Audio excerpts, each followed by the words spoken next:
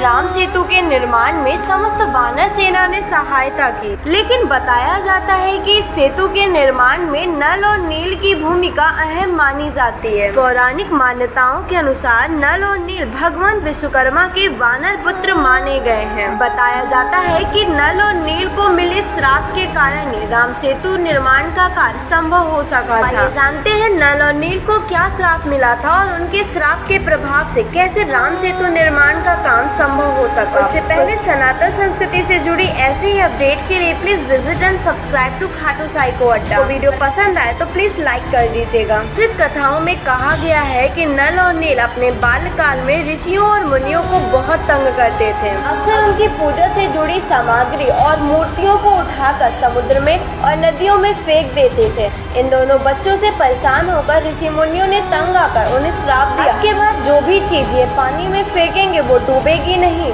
बताया जाता है कि जब श्री राम अपनी वानर सेना के साथ समुद्र के किनारे पहुंचे और उन्होंने समुद्र से रास्ता देने के लिए प्रार्थना की, लेकिन सागर ने भगवान श्री राम की नहीं सुनी, तब श्री राम ने सागर को सुखाने के लिए धनुष पर बाण चढ़ा दिया। देखकर समुद्र देवता डर गए और श्री राम के सामने प्रस्तुत होकर उनसे क्षमा याचना की। तब समुद्र देव ने श्री राम को बताया कि आपकी सेना में नल और नील नाम के दो पराक्रमी वानर हैं और एक श्राप के अनुसार वो जिस भी चीज को हाथ लगाते हैं और पानी में फेंकते हैं वो पानी में डूबती नहीं है। इसीलिए आप समुद्र पर सेतु बनाने के लिए इन दोनों की सहायता लें। बताया जाता है कि नल और नील की मदद से वानर सेना समुद्र पर लंका तक सेतु बनाती। इसी सेतु की मदद से श्री राम और उनकी वानर सेना लंका तक पहुंच जाती है। राम सेतु की वास्तविकता से जुड़े वैज्ञानिक कारणों की बात करें तो इतने सालों के शोध के बाद वैज्ञानिकों ने राम सेतु पुल में इस्तेमाल हुए पत्थरों का वजूद खोज निकाला। विज्ञान का मानना है कि राम सेतु पुल को बनाने के लिए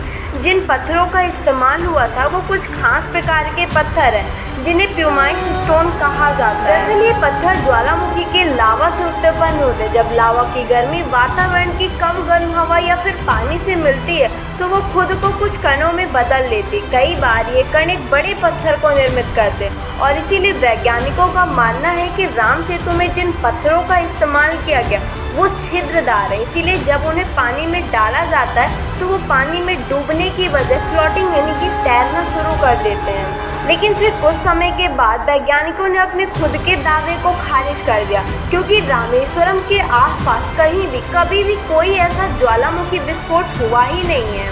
इसीलिए प्यूमाइस स्टोन ही राम सेतु से जुड़े पत्थर है। ये बात दावे से कहना वैज्ञानिकों के लिए मुश्किल है। लेकिन नासा ने अपने सैटेलाइट की मदद से तमिलनाडु के रामेश्वरम और श्रीलंका को जोड़ने वाले राम सेतु ब्रिज की एक इमेज लॉन्च की और उनका कहना है कि ये एन्नम ब्रिज ही राम सेतु है। लेकिन समुद्र में पानी का स्तर बढ़ने की वजह से आज ये राम सेतु कुछ छिछला दिखाई देता है। सो फ्रेंड्स, अगर आपको वीडियो पसंद आई तो कमेंट बॉक्स में जय श्री राम जरूर लिखिएगा।